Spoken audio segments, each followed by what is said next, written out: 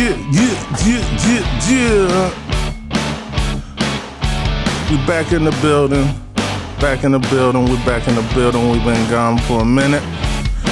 But I got something to explain to the Lakeshow new recent channel that's on YouTube. We got Savannah Marshall and Clarissa Shields, one of the biggest fights in women's boxing coming up. And then I'm gonna explain to y'all why the Brooklyn Nets is considered the Brooklyn Quitters. Let me go ahead and fire up. Y'all listen to the music while I get ready.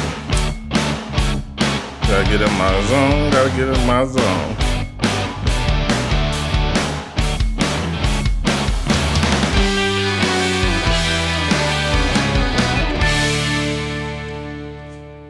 Hello, and welcome back, man.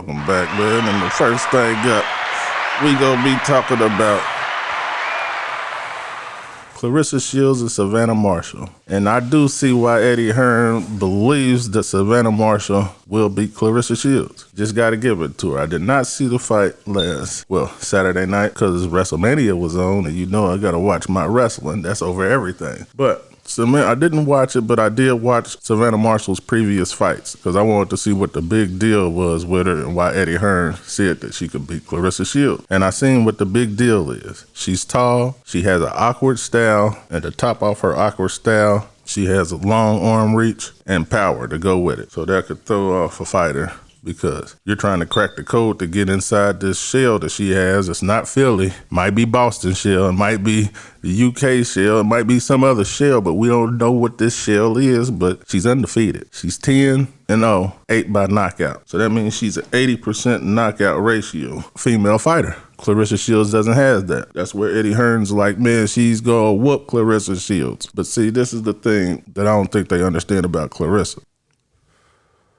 Any great fighter, all it takes is for them to fight you one time, and they basically know you. That's why Marquez and Manny Pacquiao had the best fights. I don't really see, out of all the fights I watched on her, I didn't see Savannah Marshall's style change up. She has the same bully brawl style. Clarissa Shields done learned different ways and different styles. She done tried different styles. You seen the last fight she fought. Like I said, she came out, she said she gonna not throw as many wild punches and more precise punches and time punches, and she did that. She had a little point, but 95% of the fight, nigga, she did exactly what she said. She stuck to the game plan. And that's what I think is gonna put her over. This is gonna be a good fight, but I think that game plan and them style switch-ups is gonna benefit Clarissa Shields in the long run, if she could withstand her power or get out the way of them punches. Because she has, I told you, it's an awkward style, and evidently them punches is hard that's coming, and they come weird. But you know, we got some other stuff right here because a lot of y'all people are like, man, what the heck you talking about the Brooklyn Nets for, man? Well, I'm going to have to call the Brooklyn Nets the Brooklyn Quitters. And you know why I want to call them the Brooklyn Quitters? Because there's going to be no excuse for you people come the postseason. You know, it's 4 and you're out. They lose 4 times. It ain't 4 excuses that's going to give them a 5th game. So, like, all these excuses y'all coming with, man, Kevin Durant's on a minute restriction. Kyrie Irving got ejected. James Harden wasn't playing. James Harden is the biggest factor to this, period, point blank. But this is the challenge that the Brooklyn Nets all have to face. Except for Kyrie Irving, when it comes down to it, when they was in a situation where it wasn't a super team, James Harden missing big shots, Kevin Durant missing big shots. Kyrie Irving hit big shots. It's the only thing that's going to save them, but at the same time, the person that's going to save them is also going to hurt them. And I know they're like, what?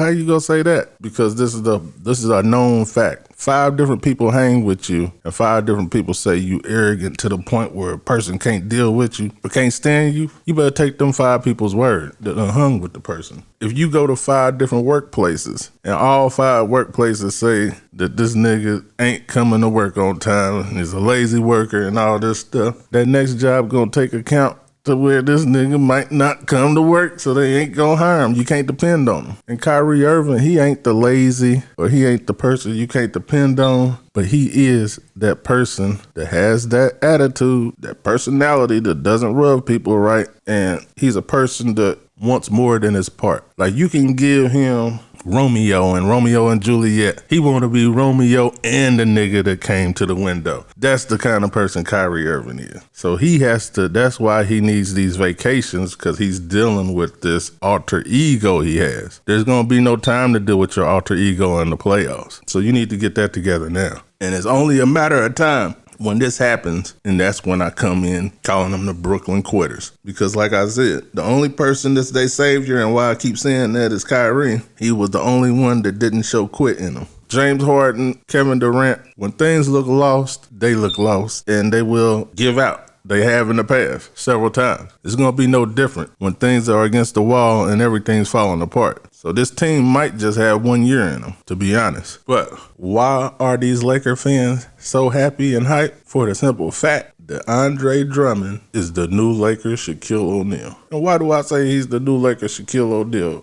Because he's going to bully and bang with people down there that don't really want to bully and bang with him. Not only is he going to bully and bang with people, but nigga, he has LeBron James, the greatest player ever. I can do whatever I want under the basket, but not only am I going to distract everybody doing whatever I want under the basket, and if you give that up, then I'm really going to get what I want under the basket. And if you try to go out, and if you all try to come on me, guess what? I'm going to kick it out to LeBron James. And not only does he got considered one of the top 5 greatest players in the NBA right now, Anthony Davis. So you got number 1 and number 2 that you can kick it out to, and you already bullying people underneath. Don't get me started on Embiid. Don't get me started. I can't really start on Giannis, because Giannis got dog in him. And now he's hitting 3. But Jokic, don't get me started on Jokic. Don't get me started on none of these people, because guess what, man? They go crumble when it comes to Andre Drummond. And then when Andre Drummond's out, you got Marc Gasol that's well-rested and moving quicker than he normally moves, because he don't got to pace himself because of his IQ. He know what he can what his body can take on the court. So, I mean, truthfully, this was the biggest win, like Schroeder said, because Marc Gasol, LeBron James, and Anthony Davis. Add them points up with Marc Gasol knocking down threes. This is 100+ team you got to beat in the playoffs. You got to score 100+ every game. Yes, the Nets are capable of it, but at the same time, they don't have defense, and they'll be going against the number 1 defense, one of the number 1 defenses in the league. So, y'all do the math. But I don't want to hear no excuses, nigga. There ain't 4 excuses that you can give. And if you can, there will not be a 5th one when it comes time for the playoffs. But that's going to be the time for the show today. I know I done hurt some people's feelings and all, but yeah, man, you can't just do all, like, it's a dream. It's a dream, but you know, like, nigga, if that dream could come true, Martin Luther's dream would be here. The Israelites' dream would be here, but it ain't. So you gonna watch it fall apart when the going gets tough. The biggest threat to the Lakers right now is them Los Angeles Clippers. With Rondo there, nigga, they are the problem. Not only are they the problem, that Utah Jazz, with my boy Donovan Mitchell that got cheated out of his Rookie of the Year. Yeah, he got cheated out of that. And now the man won't come back for what he deserves, and it's rightfully his.